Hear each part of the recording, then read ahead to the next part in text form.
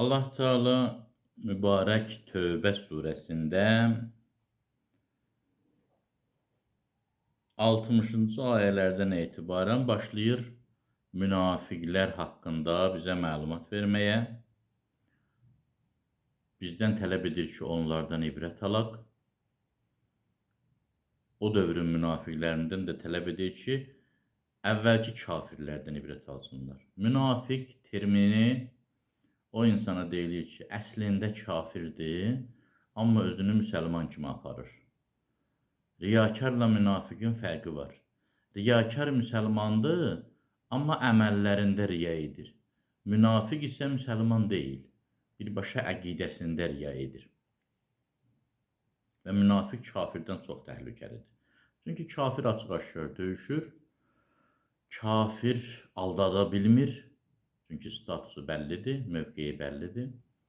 Lakin münafiq özünü müsəlmanlara müsəlman kimi təqdim edib, kafir kimi davranır.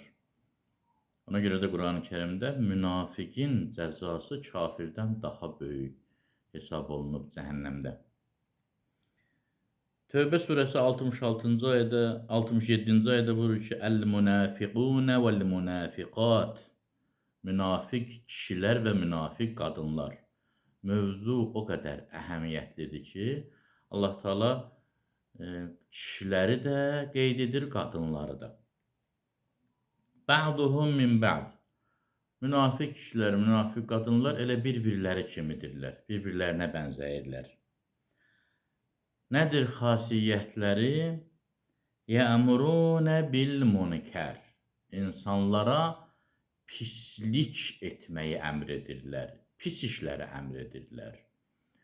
Deyirlər, gəlin fəsad törədin, gəlin pis adam olun. Bugün dünyamızda biz onun bənzərini görürük. Görürük ki, müxtəlif təlimatlar, müxtəlif idarə etmə üsulları öyrədilir və deyilir ki, mümkün qədər pis adam ol, mümkün qədər riyakar adam ol, qoyma yanında savadlı adam, bacarıqlı adam olsun, yanındakılara həmişə yuxarıdan aşağı bax, onları təzyiqdə saxla. Pislik əmr olunur. Yəmurunə bil-münkər. Münafiqlərin xasiyyəti budur ki, insanlara pis işləri əmr edərlər. Və yənhəvnə anil-ma'ruf. İnsanları yaxşı işlərdən çəkindirərlər. Namaz qılma, oruç tutma, Allah adamı olma, dinlər put şeydir, dinsiz ol, imansız ol, ümidsiz ol, gələcəyə xoş baxma, namuslu olma, qeyrətli olma, insansevər olma, insanlardan şübhələn, elə pisliyi əmr edirlər və yaxşılıqdan çəkindirirlər. Və yəqbidunə əydiyəhum. Münafiq kişi və qadınların xasiyyətlərindən biri budur ki, xəsisdirlər, simicdirlər. Elə Allah yolunda infaq etməkdən uzaq olurlar. Nəsullahə. Bir xasiyyətləri də budur ki, Allahı unudublar. Nəticə nə olub? Fənnəsiyəhum. Nəticədə Allah da onları unudub. Allah əvvəlcədən münafiq kişi və qadınları unutmuyub. Onlar unutduqları üçün Allah onları unudub. İnnəl münafiqinə humul fasiqun. Həqiqətən, Allah niyə unudub onları? Çünki onlar fasiqdirlər. Həqiqətən münafiqlər fasiqdirlər. Yəni, aşkar günah etməkdən çəkinmirlər.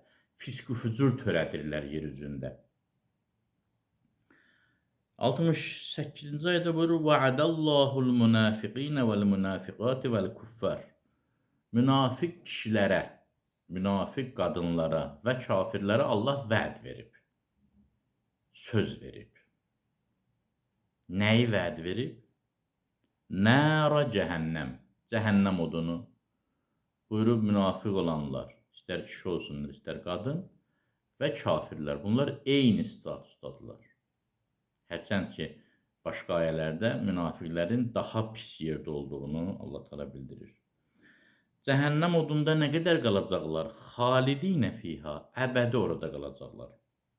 Bir nəfər münafiq olmasa, ola bilər nə vaxtsa cəhənnəmdən çıxsın. Riyakar mömindir, günah eləyib, biraz yanıb çıxacaq məsələn. Amma münafiqin işi çətindir. Hiyə həsbuhum, cəhənnəm o qədər pis yerdir ki, elə cəhənnəm bəs edər onlara. Və lə'anəhumullah, Allah lənət etmişdir münafiq kişilərə, münafiq qadınlara və kafirlərə. Və ləhum əzabun muqim. Hərçənd ki, öncədən Allah Teala demişdi, orada əbədidirlər, yenə təkidlə qeyd edir ki, onlara daimi olan əzab veriləcək. İndi bu daimi əzab eyni əzabın daimiliyidirmi, onların əzabda olmasının müddətinin daimiliyidirmi? İndi onu müfəssirlər bilirlər. Hər halda biz diqqətli olmalıyıq. Yəni, münafiq olmağı bir həyat tərzi, bir uğur kimi hesab etməməliyik. Mən yaxşı bacarıram insanları aldatmağı, insanlarla üzdə bir cür, arxada bir cür olmağı, bu mənim uğurumdur, bacarığımdır. Bunlar yaxşı nəticələnməyən işlərdir.